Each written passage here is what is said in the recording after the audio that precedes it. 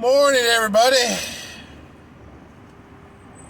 It is Thursday, September the 8th, 2022,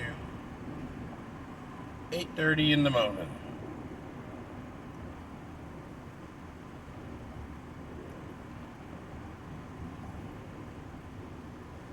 One of my favoriteest movie quotes of all time comes from Army of Darkness. The legendary Bruce Campbell as Ash says, "Good guy, bad guy, I'm the one with a gun."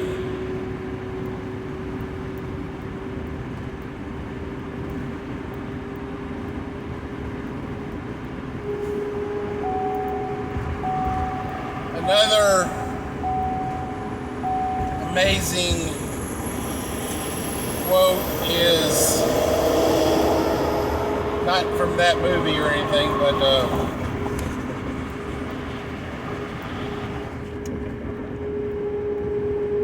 good people, bad people, it all depends on what side of the street you're looking at.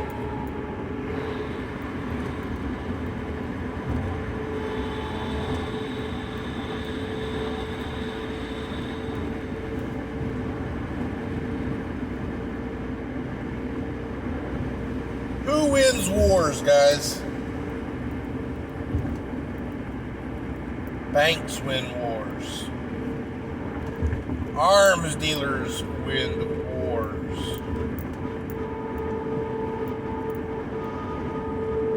In Star Wars: The Last Jedi, I'm not a fan of the latest trilogy.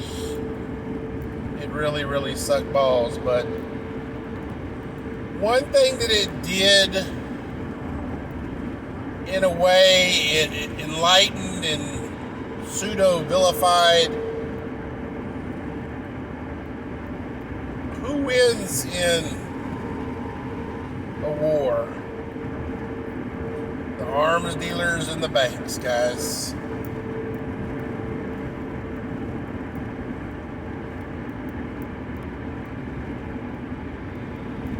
Who is currently winning in the last few years of the government rigmarole about disarming its populace? Well, in all honesty, guys, since the American government constitutionally can't disarm its populace, the winner of all this is the gun manufacturers and the ammo manufacturers. Why? Because when people start thinking they're going to start taking our guns away, what happens? Everybody buys more guns. Ammo gets harder to find. What happens? Everybody buys up all the ammo they can find. Winner, chicken dinner for the gun manufacturers and the ammo manufacturers.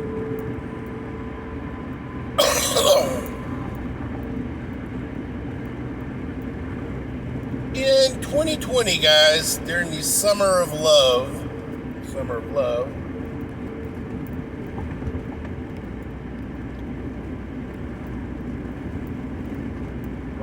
who won during the Summer of Love? Guys, it was the media. The media flexed nuts during that. It wasn't BLM did their thing, yeah, whatever. But you know who stoked the fire? Who threw the gas on it? Who made it what it was? The media. Who makes the copycat killers? Media. Who makes these mass shooters legends? Media. They won't shut up about the bullshit. They want to know what weapon he used. If you notice, that mass stabbing up in Canada ain't getting nearly the press the Uvalde shooter got. And the mass stabber killed more people. And he stabbed them, guys. A mass stabbing. Right next door, guys, in Canada. Why?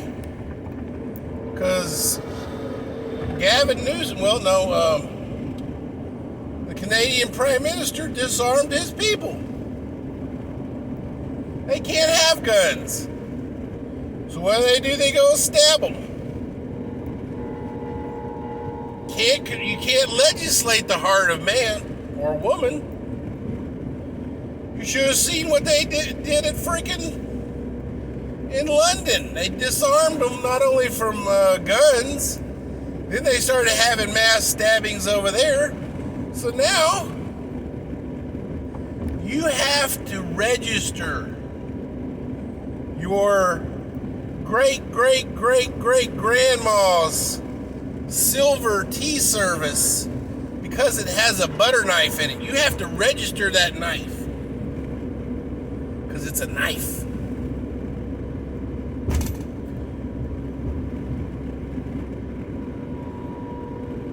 You can't walk around with a pocket knife in your pocket to cut a branch off that's hanging off into your property line, or put an animal out of its misery that you find in your field that was attacked by an animal. You can't carry a knife. And this is an honest fact, guys. I got friends in London and they can't carry a knife. You know what they had? You had to turn in your knives. They had big old freaking, you know the big trash cans that we have nowadays, that the garbage truck comes up with a big hydraulic arm and picks them up. It's about 4 foot tall, holds a bunch of trash and stuff like that. They had those in numerous positions all around London, padlocked with a slot in it that you were supposed to turn in your knives into that. I shit you not, America. So now that Canada has had its first mass stabbing since its disarmament, they're probably gonna,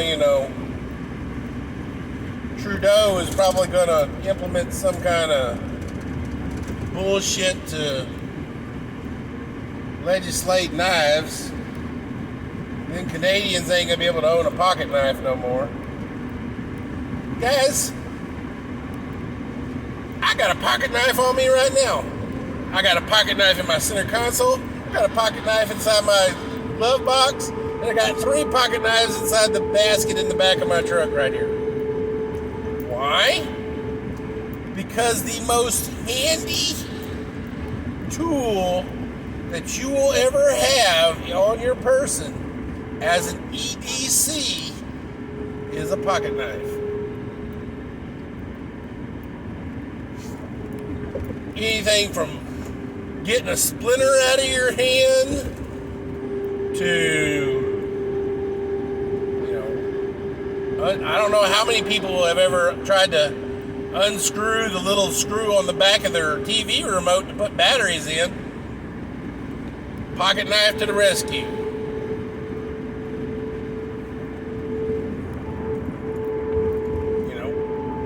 Changing out a plug, stripping wire.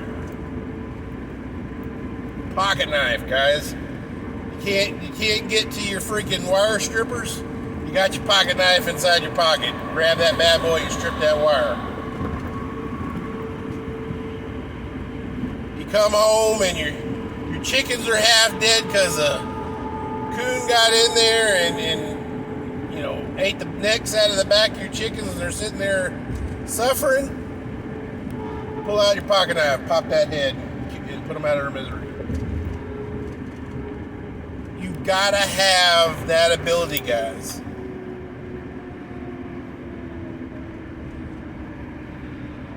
Yes, most of the pocket knives I have are fairly large. And if I was to go on some kind of freaky rampage, I could probably do some damage. But you can't legislate the heart of man. A gun is no more dangerous than a hammer. If you look at the statistics, guys, more people are killed, bludgeoned to death with hammers than with guns, guys.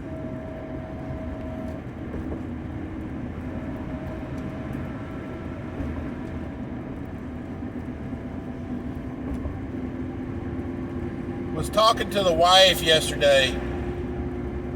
We've already had a half dozen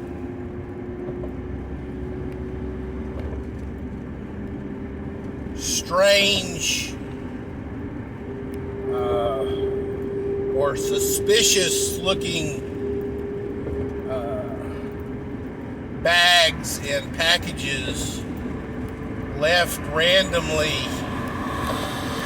throughout the city. There was one up near my house, I think in Willowbrook Mall parking lot. One was left downtown yesterday, and about 4 or 5 others throughout the city.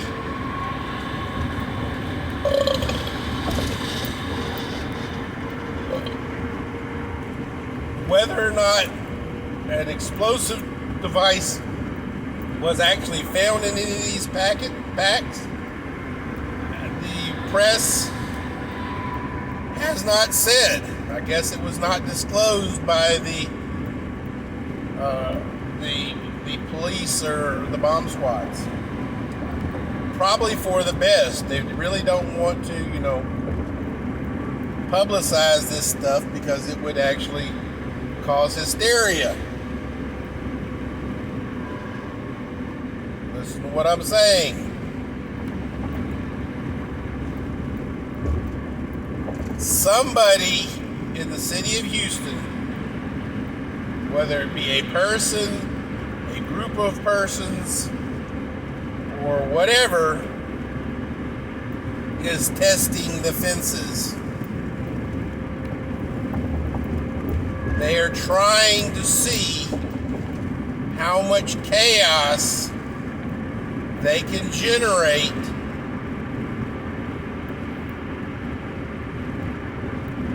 with the least amount of casualties. What's going to happen? Boy who cried wolf. These suspicious packages are going to start being overlooked. Half of the world already don't look up from their freaking cell phones. They're walking all over the place with their damn peripheral vision because they're looking down, tapping their freaking phone while they're walking around. There are like gajillions of blooper videos of people falling into, water fountains and off, curbs and stuff like that, because they ain't watching where they're going. Their mind is so enthralled in their little 4-inch screen in their hand.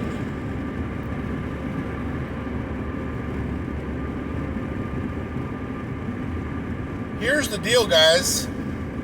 These suspicious packages left around the city. How many people simply walked past them before somebody perked up and said, hey, that's a kind of a weird looking package right there.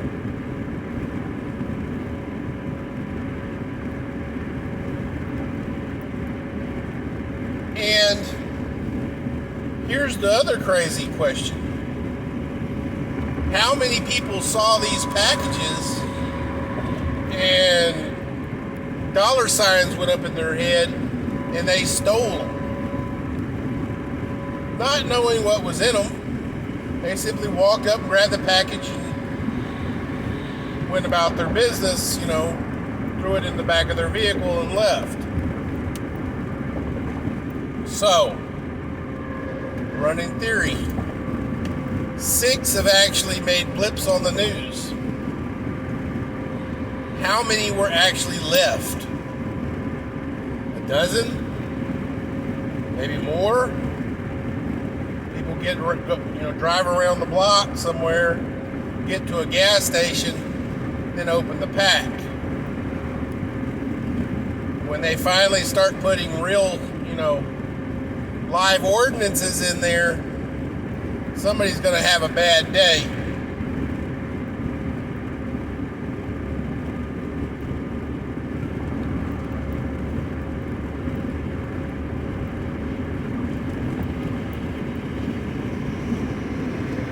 Ladies and gentlemen, boys and girls, children of all ages,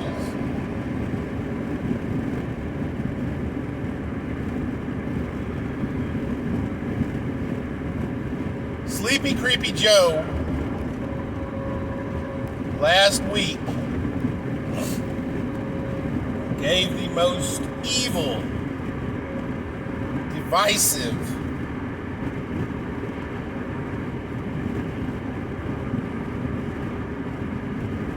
polarizing,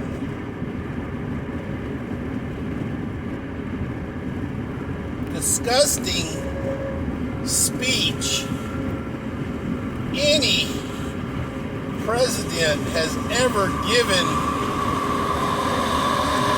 in America.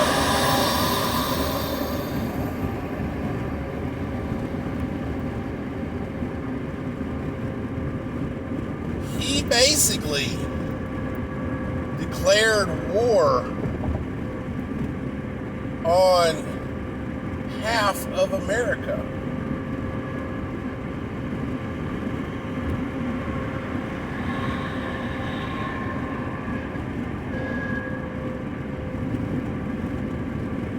If you replaced MAGA Republicans with any other name like China, Russia,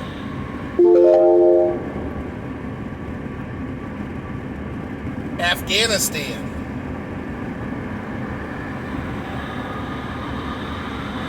you would have transformed that entire speech into a noble speech preempting a war.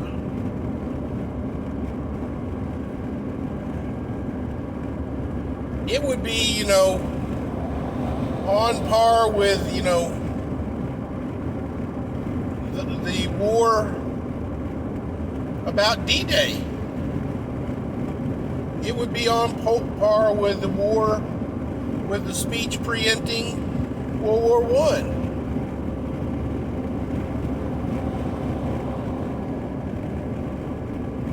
But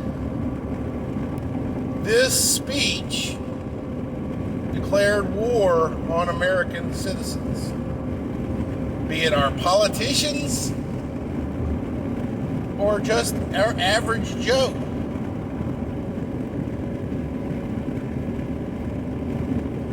This was not bueno, guys. And who stokes the fire? The media, guys. Who makes the money? The banks do.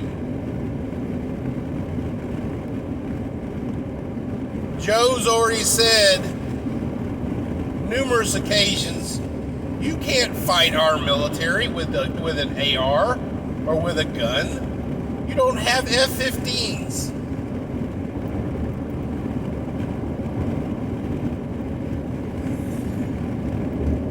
Ladies and gentlemen, boys and girls, children of all ages, one thing that Americans have learned, at least the Americans who's not been running around with their head in the sand, after 20 years of combat in Afghanistan and in the Middle East, F-15s, AT-10 Warthogs, and stuff like that were used on solid targets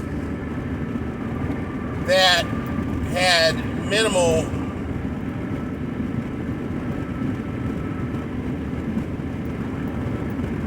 innocent casualties. Drone strikes occurred on hard targets with minimum collateral damage. If Americans go to attack Americans, all that big expensive hardware, F-22 Raptors, F-15 Tomcats, F-14 Tomcats, F-15s, all that beautiful hardware, our drones and stuff like that, that ain't going to be used. Or if they are used, it's going to be on a very minimum basis, because your target is going to be one or two people in a house, possibly next to 4 or 5 houses of persons who are not targets. And one thing that American media loves is collateral damage.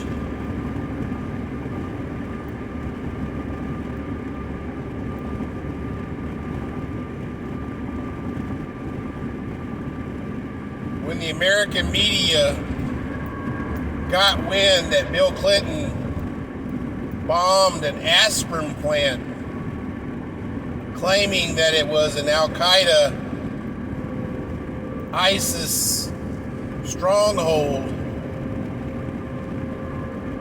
he was ripped to shreds by the media.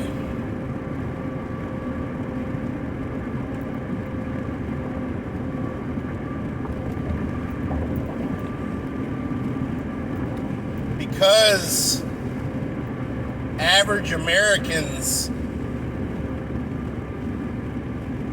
don't have heavy ordinances like that, any battles that we fight will be surgical.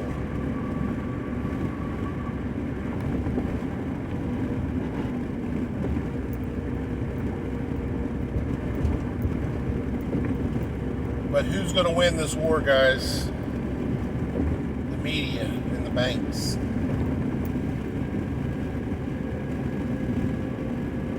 Let's go, Brandon.